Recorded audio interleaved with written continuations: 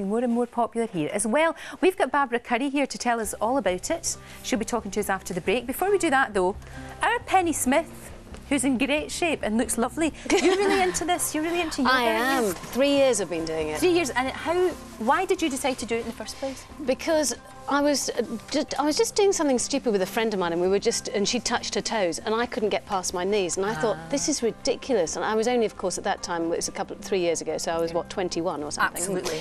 And I thought, this is appalling. I can't be this stiff and unbending. Sure.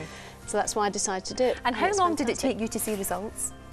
That is the one bad thing about yoga, is because it's a kind of all-over thing, Sure. you don't really get the results that you get at the gym. You know how you go to the gym? Bob, she's making me feel embarrassed because, of course, I can do a few things, but I'm just, just been doing it for 27 years, she says she's been doing it, thank God, because otherwise, if she'd said 2 years, I'd have...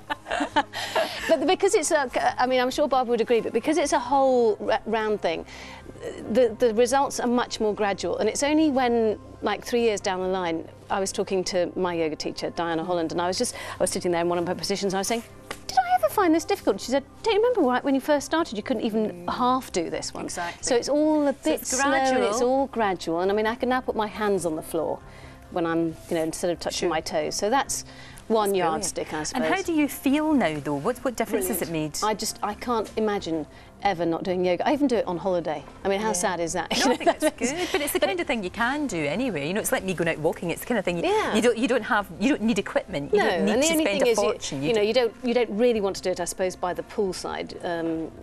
Just because you'd feel a bit odd, really. I bet that wouldn't stop you. You'd probably do it, but it certainly worked. And do you feel, does it give you more energy, or does it just? It makes you feel very well. It makes you both. In fact, I mean, the nice thing about doing yoga is that for the whole time that you're doing yoga, you can't think of anything else. Otherwise, you fall over. Okay. You don't improve.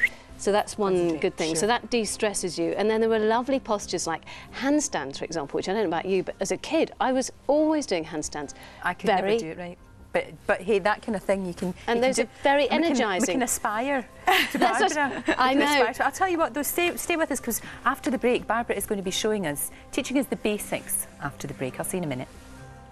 When you smile. Smile researchers have found that by simply adopting a facial expression, you can change your mood, entire brain chemistry, and boost your energy system, even if it's fake. So go on, say cheese.